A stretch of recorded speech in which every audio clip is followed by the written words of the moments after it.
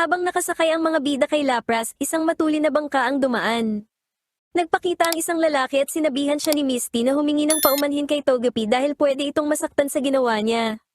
Humingi ng paumanhin ang lalaki, pero sinabi niya na ang mukha ni Misty ay mukhang Tentacruel, habang nangarap naman si Misty na maging kasing ganda nito. Nakilala ng lalaki si Ash bilang ang trainer na nakakuha ng badge mula sa Travita Island. Sinabi ng lalaki na gusto niyang makasali sa Orange League at narinig niya kay Rudy na purong lakas lang ang ginamit ni Ash para manalo. Sinabi ni Misty kay Ash na swerte lang ang mayroon siya at hindi galing, pero sumagot si Ash na mayroon na siyang 3 badge. Sinabi ni Tad na gusto niya ang malalakas na kalaban at hinamon niya si Ash sa isang laban. Tinanggap ito ni Ash at pumunta sila sa isang malapit na isla para maglaban. Samantala, gumagawa ng robot ang Team Rocket at nakita ni Meowth ang bangka ng mga bida. Inilabas ni Ash si Pikachu at sa kanyang gulat, ang inilabas ni Tad ay isang Poliwrath. Napansin ni Misty na may suot na championship belt ang Poliwrath na iyon. Sinabi ni Tad na natalo na niya ang mga trainer sa kanilang bayan at nanalo na sa championship. Binalaan ni Tracy si Ash na maaaring isa itong pakana. Nagsimula si Pikachu gamit ang Thunderbolt pero pinalibutan siya ng Poliwrath gamit ang Double Team. Sumugod si Pikachu at inalis ang mga ilusyon, saka ginamit ang Thunderbolt para kuryentehin ang Poliwrath. Ginamit ng Poliwrath ang Hypnosis kaya nakatulog si Pikachu at tinalo siya gamit ang Water Gun. Nakita ni na Misty at Tracy na bihasa si Tad dahil hinayaan muna niyang maubos ang enerhiya ni Pikachu bago ito pinatulog. Sinabi ni Tad na hindi sapat ang pagkakaroon ng kalamangan sa type ng Pokemon, kundi ang mga sorpresa sa laban ang nagpapabago ng agos nito. Sinabi ni Ash na kung sorpresa ang gusto niya, ilalabas niya ang kanyang secret weapon. Nag-alala si na Misty at Tracy nang ilabas ni Ash si Charizard. Nakita ni na Misty at Tracy na tila tapos na ang lahat. Kumpiyansa si Ash na makikinig si Charizard, pero binugahan lang siya nito ng apoy. Nagulat si Tad at Poliwrath dahil hindi pa pala nasanay ni Ash si Charizard. Lumipad palayo si Charizard, at sinabi ni Tad na kahit malakas ito, hindi ito kontrolado ni Ash at hindi siya makakasali sa league gamit ang ganyang Pokemon. Sinabi ni Tad na nakakaawa ang sitwasyon habang gumamit ng water gun ang Poliwrath. Nakita ni Charizard na isa itong gulo kaya bumalik siya sa field. Sinabi ni Ash kay Charizard na dapat silang lumaban ng magkasama, pero niyanig lang nito ang lupa kaya natumba si Ash. Tinanong siya ni Ash kung bakit hindi sila pwedeng lumaban bilang magkaibigan. Hindi sumunod si Charizard at gumamit ng flamethrower, pero tila hindi nito tinatablan ang Poliwrath. Nagpatuloy ang palitan ng atake, hanggang sa tamaan ng water gun ang buntot ni Charizard. Dahil sa isang ice beam, tuluyang napayelo si Charizard at bumagsak sa lupa. Natakot si Ash at nangakong ilalabas si Charizard, kaya gumamit siya ng bato para basagin ang yelo. Pinabalik ni Tad ang kanyang Poliwrath. Napalaya ang ulo ni Charizard pero ang katawan nito ay balot pa rin ng yelo. Sinabi ni Tad na matutuwa siyang magkaroon ng rematch kung makokontrol na ni Ash ang bagay na yan. Nakita ng Team Rocket ang laban at naramdaman kung paano matalo, kaya nagplano silang muli. Kinalaunan, kinuskus ni Ash si Charizard para uminit ito, pero tila hindi ito sapat. Itinuro ni Pikachu ang kanyang mga kamay at nakita ni Ash na namumula na ang mga ito. Hindi ito inintindi ni Ash at sinabihan si Pikachu na magpahinga, pero hindi pumayag si Pikachu at tumulong sa pagpapainit kay Charizard.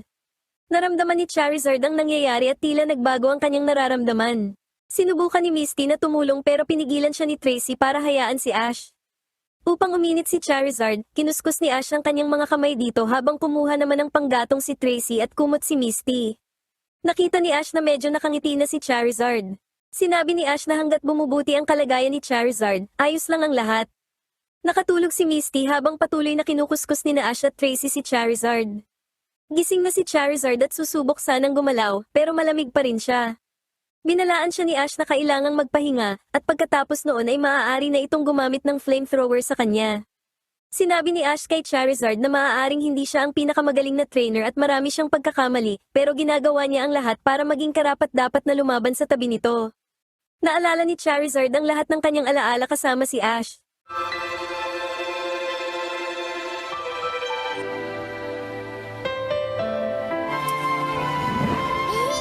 Nakita ni Pikachu na lumalaki na ang apoy sa buntot nito.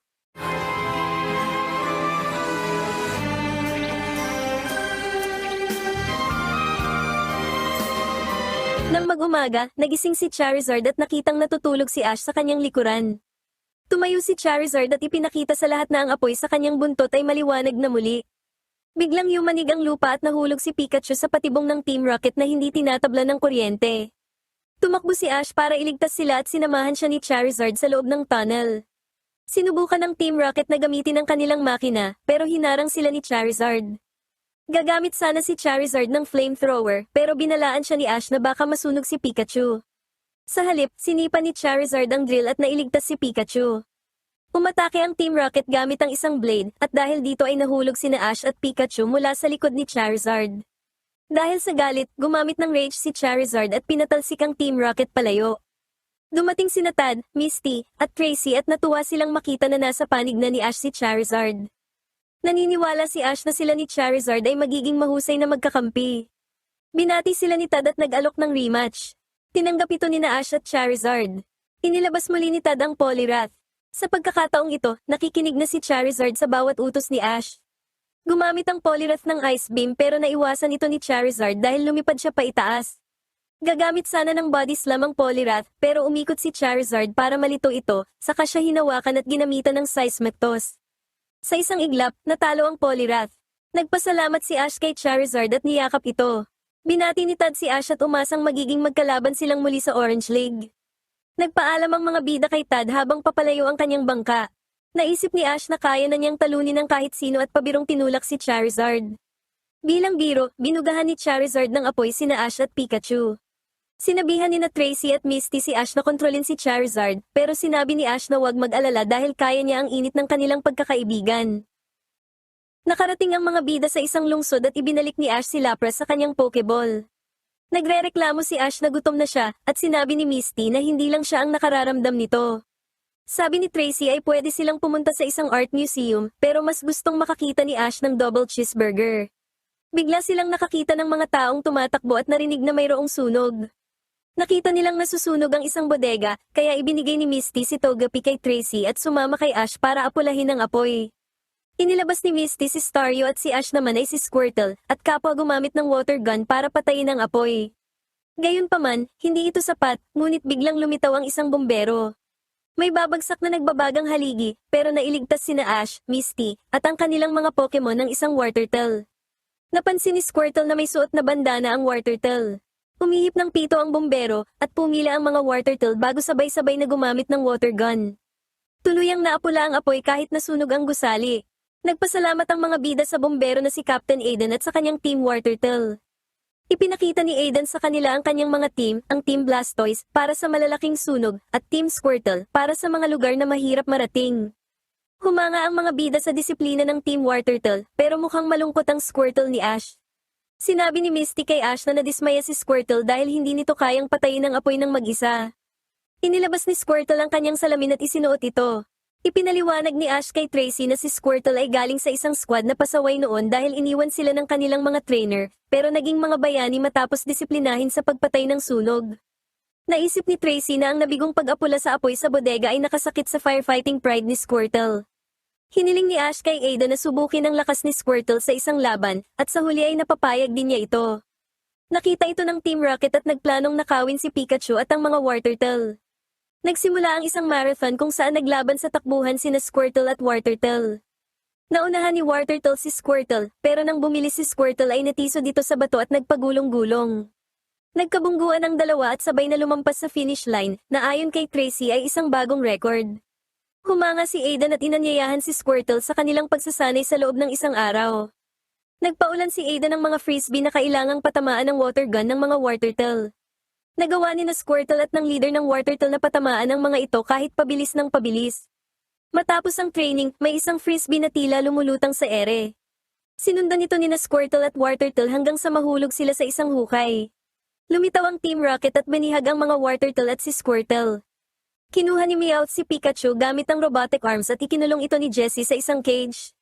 Gumamit si Pikachu ng Thunderbolt pero ang kuryente ay hinigop lang para paandarin ang isang ventilador. Inilabas ni James si Weezing para sa smoke screen at bagamat nagawang maalis ni Scyther ang usok gamit ang Swords Dance, nakatakas na ang Team Rocket. Inisip ng Team Rocket na ibigay ang mga Wartortle sa kanilang boss pero nag-away sina Jessie at James kung sino ang kukuha ng isa para sa kanyang sarili. Nang subukan ni Meowth na pakainin ang mga Wartortle, pinagalitan siya ni Jessie kaya nagkaroon ng gulo sa pagitan ng tatlo. Habang nag-aaway ang Team Rocket, gumawa ng plano sina Wartortle at Squirtle. Samantala, nakatanggap ng tawag si Aiden mula kay Officer Jenny na may malaking sunog sa lungsod. Hindi makaalis ang truck ng Team Blastoise dahil may nakaharang at hindi sapat ang lakas ng Team Squirtle para sa apoy. Nagpaiwan si Misty para tumulong habang sina Ash, Aiden, at Tracy ay sinundan ng Venonat para mahanap ang Team Rocket. Balik sa Team Rocket, gumamit ng water gun sina Squirtle at Wartortle para punuin ng tubig ang loob ng bahay hanggang sa maanod palabas ang Team Rocket. Dahil sa pagkakamali ni Meowth na kalmutin ng net, aksidente niyang napalaya ang mga Pokemon. Dumating sina Ash at Aiden, at tinalo ng Venonat at ng magkasanib na lakas ni Squirtle at Wartortle ang Team Rocket, bago sila pinatalsik ni Pikachu gamit ang Thunderbolt. Nagmamadaling bumalik ang lahat sa lungsod at nakitang nahulog ang isang nasusunog na bagay malapit kay Misty, pero mabilis itong napatalsik ni Squirtle at Wartortle. Narinig nila ang sigaw ng isang bata na humihingi ng tulong mula sa loob ng nasusunog na gusali. Masyado itong delikado para kay Ash, kaya isinuot ni Squirtle ang kanyang salamin at sumama sa leader ng Team Wartortle para pumasok sa loob.